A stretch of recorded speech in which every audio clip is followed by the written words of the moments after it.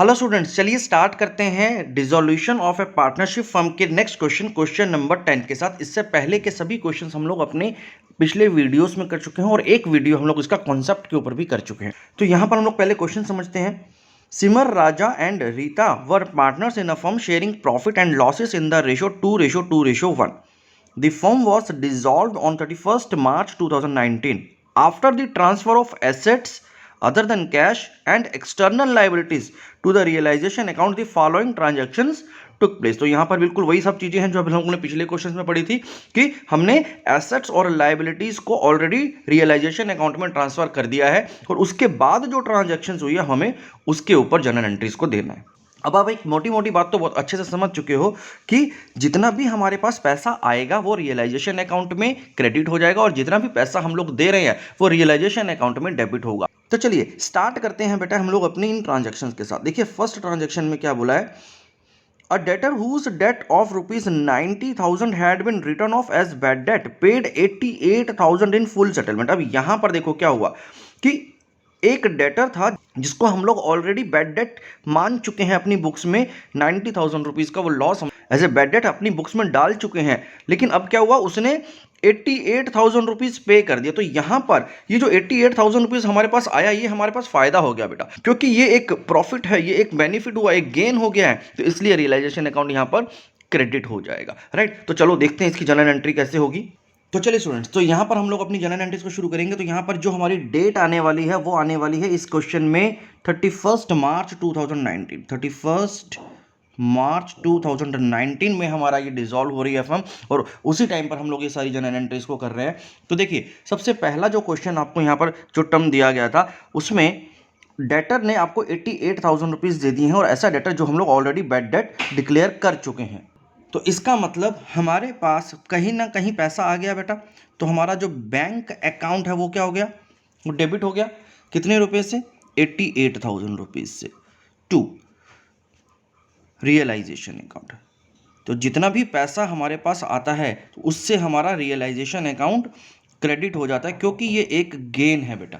बस तो बेटा ये होगी हमारी फर्स्ट एंट्री। तो इसका जो नरेशन आ जाएगा वो क्या आ जाएगा, being amount received from a debtor who was written off। ठीक है, तो यहां पर हम लोगों ने अपनी फर्स्ट एंट्री कंप्लीट करी बेटा। सेकंड एंट्री को हम लोग स्टार्ट करें इससे पहले एक छोटी सी इंफॉर्मेशन आपके लिए बेटा।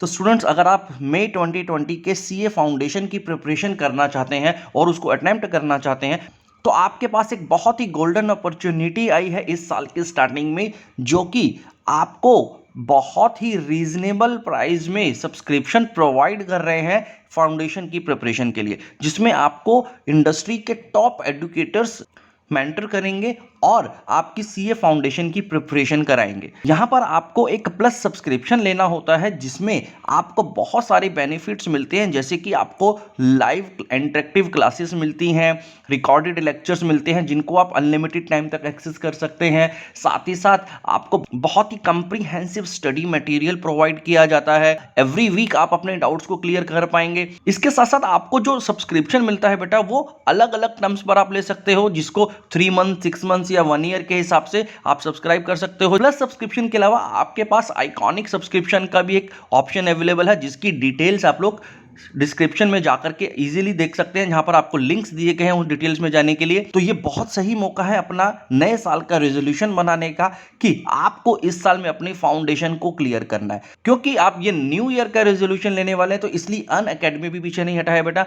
आपको इस न्यू ईयर पर अनअकैडमी अब 10% नहीं बल्कि 22% का डिस्काउंट दे रहा है, अगर आप मेरा गिवन कोड जो कि यहां पे सामने स्क्रीन पर भी मेंशन है और उसकी डिटेल्स डिस्क्रिप्शन बॉक्स में भी गिवन है, अगर आप अभी यानी 5 जनवरी तक, ये डेट 3 तारीख से एक्सटेंड कर करके अब 5 तारीख कर दी गई है, अगर आप 5 तारीख तक इसको सब्सक्राइब करा लेते हैं तो आपको 22% का डिस्काउंट मिलेगा बेटा, जो कि बहुत बड़ा गिफ्ट है आपके लिए न्यू ईयर का। आपको ये सब्सक्रिप्शन 5 जनवरी तक करा लेना है ताकि आप ये बहुत बड़ा डिस्काउंट अवेल कर सकें और अपने फाउंडेशन की प्रिपरेशन बहुत ही स्टाइल में कर सकें। चलिए आगे बढ़ते हैं हम लोग अपने क्वेश्चन के साथ। तो चलिए बेटा नेक्स्ट ट्रांजैक्शन को देखते हैं हम लोग अपने क्वेश्चन की। यहाँ पर बोला है हमें creditors to whom 1,21,000 were due to be paid accepted stock at rupees 71,000 and the balance was paid to them by check। इसका मतलब क्या हुआ, देखो यहां पर क्या बोल रहा है, हमने 1,21,000 रुपीज पे करना था किसी क्रेडिटर को, और उस क्रेडिटर ने क्या किया, हमसे एक स्टॉक ले लिया जिसका वैल्यू था 71,000 रुपीज का। तो 71,000 रुपीज का तो उसने स्टॉक ले लिया। तो आपको मैंने यहां पर एक बात बताई हुई है कि अगर कोई भी लायबिलिटी आपकी किसी एसेट को देने से उतर जाती है तो फिर उसकी एंट्री आपको नहीं करनी। लेकिन यहां पर अगर देखें तो लायबिलिटी की वैल्यू है 1,21,000 रुपीज, जबकि स्टॉक है हमारे पास 71,000। यानी यहां पर अभी भी जो बैलेंस अमाउंट बच गया बेटा वो हमें पे करना पड़ेगा। तो हमें उस चीज की यहां पर एंट्री करनी पड़ेगी, और वो जो पेमेंट हो रही है, बैलेंस अमाउंट की जो पेमेंट हो रही है, वो हम लोग चेक के थ्रू कर रहे हैं। तो चलिए देखते हैं इस एंट्री को कैसे करेंगे बेटा। अब यहां पर क्योंकि एक 71,000 रुपीज की लाइबिलिटी तो आपकी एसेट्स के साथ एडजस्ट होगी जिसको हमने एंटर नहीं करना, लेकिन जो बैलेंस अमाउंट बच गया 1,21,000 रुपीज में 71,000 रुपीज हटाने के बाद इस 50,000 रुपीज, वो 50,000 रुपीज अब मुझे पे करने पड़ेंगे। तो जब भी हमें कुछ पे करना होता है तो हमें याद है कि रियलाइजेशन अकाउंट को हमें डेबिट करना होता है, और इस बार जो डेबिट होगा वो 50,000 रुपीज से होगा टू बैंक अकाउंट, क्योंकि आपने जो पेमेंट करी है वो चेक से करी है। तो ये 50,000 रुपीज आपके बैंक अकाउंट से कम हो जाएंगे। तो being creditors paid, being creditors paid. चलिए, तो यहां पर हम लोगों ने एक सेकेंड एंट्री भी कर ली है। नेक्स्ट एंट्री की तरफ बढ़ते हैं।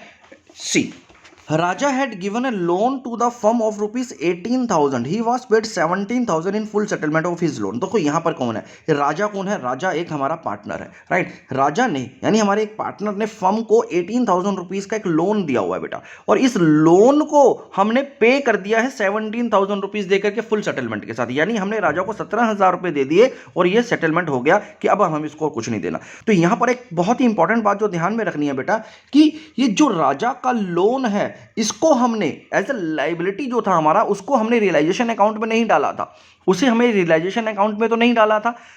क्यों? क्योंकि जो पार्टनर्स का पैसा होता है चाहे वो लोन ही क्यों ना हो उसको हम लोग अलग से सेटल करते हैं, राइट। लेकिन अब यहां पर हो क्या रहा है, हम 18,000 के बदले में 17,000 रुपीज पे कर रहे हैं, लेकिन राजा का लोन अकाउंट तो पूरा का पूरा मुझे खत्म करना पड़ेगा। तो यहां पर जो हमारी एंट्री हो जाएगी, जरा बहुत ध्यान से समझना पड़ेगा इस एंट्री को। इस तरह की एंट्रीज बहुत इंपॉर्टेंट होती हैं जो कि आती हैं हमारे पास।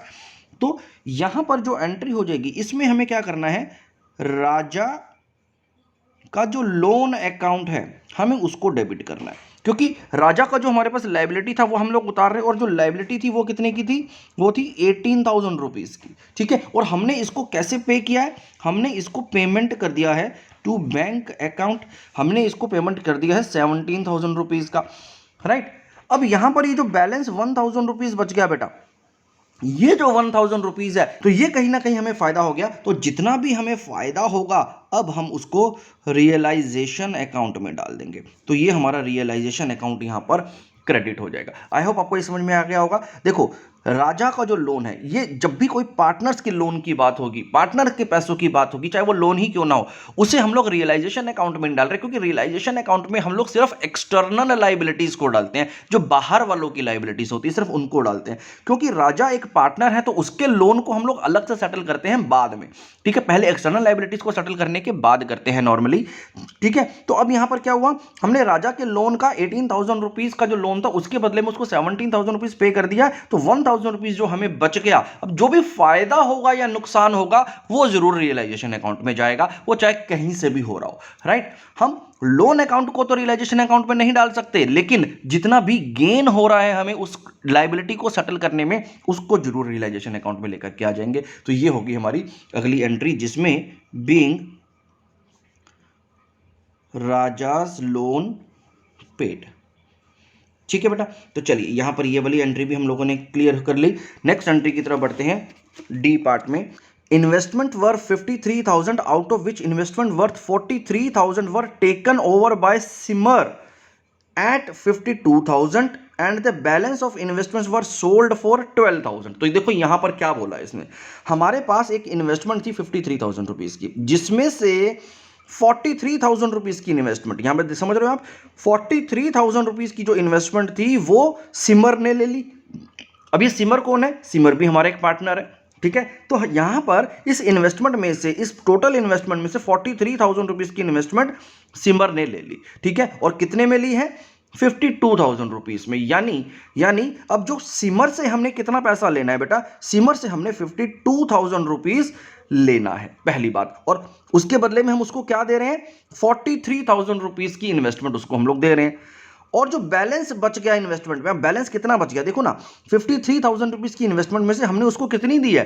43 देनी है, 43 दी है, जबकि 10,000 रुपीज़ अभी भी बचा हुआ है इन्वेस्टमेंट में। उस बचे हुए 10,000 रुपीज़ को हमने बेच दिया है 12,000 रुपये में, 12,000 रुपीज़ में, राइट। तो यहाँ पर इस इन्वेस्टमेंट को 2 पार्ट्स में हमने यहाँ पर राइट ऑफ किया है, जिसमें से 43,000 रुपीज़ तो 43,000 रुपीज़ की इन्वेस्टमेंट तो सिमर ले गया, जिससे हमने 52,000 रुपीज़ लेना है, और बाकी के 10,000 रुपये की जो इन्वेस्टमेंट बची उसे हमने 12,000 रुपीज़ में सेल कर दिया। तो चलो इसकी एंट्री समझ लेते हैं। तो यहाँ पर हुआ क्या है बेटा, देखिए अब जरा ध्यान से समझना इस तरह की ट्रांजैक्शन को। यहाँ पर क्योंकि अब आपने सिमर को ये इन्वेस्टमेंट दिया और सिमर से एक एग्रीमेंट हुआ है कि वो हमें 52,000 रुपीज़ देगा, तो सिमर का जो कैपिटल अकाउंट है, सिमर का कैपिटल अकाउंट हम लोग डेबिट कर देंगे जितना पैसा हमने उससे लेना है। यानी 52,000 रुपीज़ की हमारी डील हुई है, तो हमने 52,000 रुपीज़ सिमर से लेना है, राइट। साथ ही साथ हमें जो बाकी की बची हुई इन्वेस्टमेंट थी उसका भी पैसा मिल गया। तो यहाँ पर मेरा क्या हुआ? बैंक अकाउंट डेबिट हो गया, जिसमें मुझे कितना पैसा मिला? 12,000 रुपीज़ मिल गया बेटा। 12,000 रुपये में हमने बाकी की इन्वेस्टमेंट को बेच दी। तो मेरे पास यहाँ पर जो रियलाइजेशन अकाउंट आ जाएगा, रियलाइजेशन अकाउंट, देखो ना, अब यहाँ पर इन्वेस्टमेंट अकाउंट क्यों नहीं आया? क्योंकि वो तो हमारा ऑलरेडी रियलाइजेशन अकाउंट में ट्रांसफर हो चुका है। तो मेरे पास कितना पैसा रियलाइज हो गया, मुझे वो यहाँ पर डालना है। तो यहाँ पर अगर आप इसको टोटल करेंगे तो 64,000 रुपीज़ आपको रियलाइज हुआ उस इन्वेस्टमेंट के ऊपर, जो कि आपने ऑलरेडी रियलाइजेशन अकाउंट में डाल दी थी।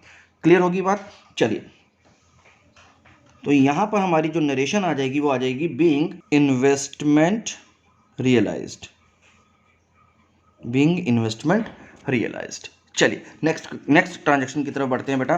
Transaction number E, expenses on dissolution amounted to rupees 19,000 and the same were paid by the firm। अब यहाँ पर क्या हुआ? डिसोल्यूशन के ऊपर जो एक्सपेंसेस आए वो 19,000 रुपीज़ के आए और वो फर्म ने पे किए हैं। तो बहुत ही सिंपल सी एंट्री हो गई। तो फर्म को यहाँ पर नुकसान हुआ है, 19,000 रुपीज़ का खर्चा हुआ है, तो हम उसको रिकॉर्ड कर लेंगे यहाँ पर। तो देखें किस तरह से रिकॉर्ड होगा बेटा।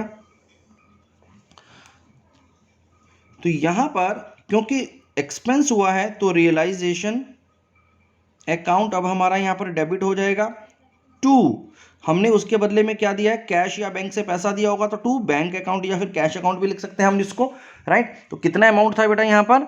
ये था हमारा 19,000 रुपीज़ का एक्सपेंस। तो 19,000 रुपीज़ हमारा रियलाइजेशन अकाउंट में डेबिट हो गया और बैंक अकाउंट में क्रेडिट हो गया। और यहाँ पर नरेशन क्या आ गई बेटा? Being realisation expenses paid. बस, तो यहां पर हम लोगों ने अपनी इस जनरल एंट्री को खत्म किया। एक लास्ट एंट्री और है, जरा इसको समझ लेते हैं। क्या है बेटा यहाँ पर? Profit on dissolution amounting to rupees 30,000। अब यहाँ पर क्या हुआ? देखो, जब डिसोल्यूशन होता है तो डिसोल्यूशन एक नॉमिनल अकाउंट है, तो इस वजह से या तो वहां पर प्रॉफिट होगा या फिर लॉस होगा, कुछ ना कुछ यहाँ पर जरूर दिखाई देगा हमें, ठीक है। तो यहाँ पर हमें क्या हुआ? 30,000 रुपीज का प्रॉफिट हुआ है, और जितना भी प्रॉफिट हो या लॉस होगा वो हम लोग किस में डिस्ट्रीब्यूट कर देंगे? हम लोग अपने पार्टनर्स में डिस्ट्रीब्यूट कर देंगे बेटा। तो बस अब हमें यहाँ पर इस 30,000 रुपीज के प्रॉफिट को हमारे पार्टनर्स में डिस्ट्रीब्यूट करना है, और जिनका प्रॉफिट शेयरिंग रेशियो क्या है? 2:1। तो 2:1 में हमें अब ये 30,000 रुपीज को डिस्ट्रीब्यूट करना है। तो चलिए तो देख लेते हैं अब हमने इसको किस तरह से जनरलाइज करना है बेटा। तो यहां पर जो लास्ट एंट्री है बेटा हमारे इस क्वेश्चन की, एंट्री नंबर एफ, उसमें क्या होगा? क्योंकि यहां पर अब हमें प्रॉफिट हुआ है रियलाइजेशन में, तो जितना भी प्रॉफिट हुआ वो हमें पार्टनर्स में बांटना, और पार्टनर्स को प्रॉफिट जब बढ़ता है तो उनके अकाउंट को हमें क्रेडिट करना होता है। तो यहाँ पर भी हम लोग उनके अकाउंट को क्रेडिट करेंगे, और डेबिट क्या हो जाएगा बेटा? डेबिट हो जाएगा रियलाइजेशन अकाउंट। तो रियलाइजेशन अकाउंट को आप लोग यहाँ पर डेबिट करेंगे, जिसमें 30,000 रुपीज़ का आपके पास गेन आया है, प्रॉफिट आया है। और ये कहाँ कहाँ पर बढ़ जाएगा? यहाँ पर हमारे जो पार्टनर्स हैं, सिमर, राजा और Rita, Simar capital account to Raja capital account, Raja capital account, and जो तीसरा पार्टनर है वो है Rita, to Rita capital account. और इन तीनों को ये 30,000 रुपीज कैसे डिस्ट्रीब्यूट होगा, इनके प्रॉफिट शेयरिंग रेशियो यानी 2:1। तो जब आप इस 30,000 रुपीज को 2:1 में डिस्ट्रीब्यूट करेंगे तो सिमर के अकाउंट में 12,000 रुपीज, इसी तरह से क्योंकि दोनों का प्रॉफिट सेम है सिमर और राजा का, तो दोनों को 12,000 रुपीज, और बैलेंस जो बच गया 6,000 रुपीज का वो रीटा के अकाउंट में ट्रांसफर हो जाएगा। और यहां पर हमारा ये क्वेश्चन खत्म हो गया। Being realisation gain distributed. बस बेटा, ये हो गया हमारा इस क्वेश्चन का लास्ट एंट्री। आई होप आपको ये क्वेश्चन समझ में आ गया होगा। चलिए नेक्स्ट क्वेश्चन की तरफ बढ़ते हैं। Question number 11। Pass necessary journal entries to record the following unrecorded assets and liability in the books of Paras and Priya। अब यहां पर क्या बोला है कि जितनी भी ट्रांजैक्शंस आगे हमें दे रखी हैं वो सारी की सारी अनरिकॉर्डेड थी। अनरिकॉर्डेड का मतलब क्या हुआ कि ये पहले से बुक्स में है ही नहीं। अब डिसोल्यूशन के टाइम पर हम उसको कैसे डील करने वाले हैं उसकी पास उसकी जर्नल एंट्रीज को हमें यहां पर शो करना है। तो चलो देखते हैं, एक एक करके यहां पर समझते हैं। सबसे पहले ए पॉइंट को देखते हैं। There was an old furniture in the firm which had been written off completely in the books. This was sold for 3,000। अब यहां पर आपका एक पुराना फर्नीचर था जिसको आप अपनी बुक्स में से हटा चुके हो, राइट ऑफ कर चुके हो, कबाड़ मान चुके हो, उसको आपने 3,000 रुपए में बेच दिया बेटा। तो अब क्योंकि यहां पर आपने 3,000 रुपीज में बेच दिया तो आपका पैसा आया है, तो आपको यहां पर क्या जर्नल एंट्री करनी, क्योंकि फर्नीचर तो बेटा है नहीं, तो इसलिए ये अनरिकॉर्डेड एसेट माना गया। तो अब देखें इसकी एंट्री क्या होगी बेटा।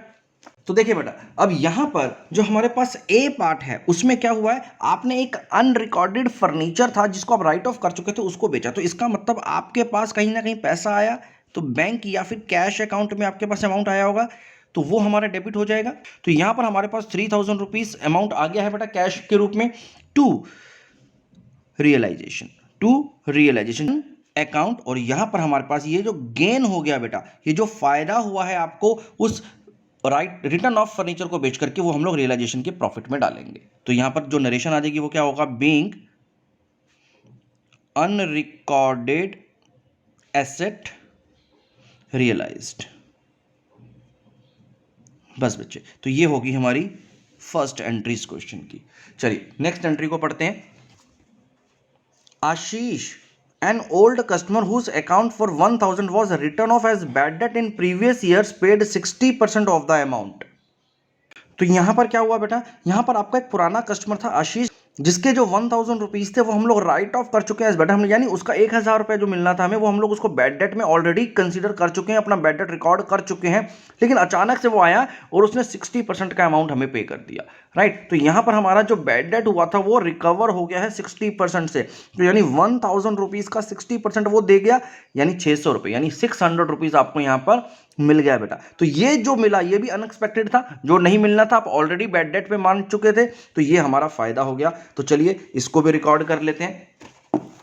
तो यहां पर भी बिल्कुल उसी तरह से रिकॉर्डिंग होगी। यहां पर क्या होगा बेटा, यहां पर भी आपके पास कैश अकाउंट डेबिट हो गया, कितने से 600 रुपीज, क्योंकि 60% का अमाउंट आपको उसने दिया है। और ये भी हमारा रियलाइजेशन अकाउंट में आ जाएगा। तो रियलाइजेशन अकाउंट यहां पर भी 600 रुपीज से क्रेडिट हो गया। और ये जो एंट्री आ गई वो आ गई being bad debt recovered, bad debt recovered, right. तो चलिए, तो ये वाला भी बहुत ही सिंपल सा एंट्री था। नेक्स्ट एंट्री को देखते हैं बेटा, एंट्री नंबर सी।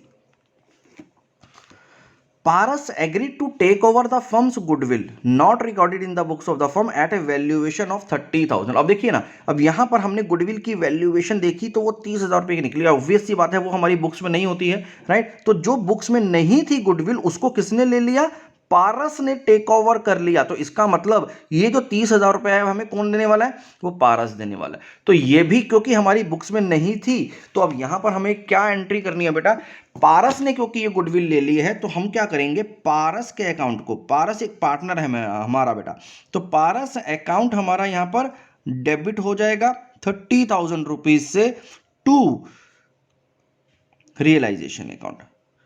तो यहां पर भी आपको फायदा हो रहा है क्योंकि आपको गुडविल का पेमेंट यहां पर आप पारस करेगा। तो 30,000 रुपीज आपने पारस के अकाउंट में एडजस्ट कर दिए। तो यहां पर लिख देंगे being goodwill taken over bye partner.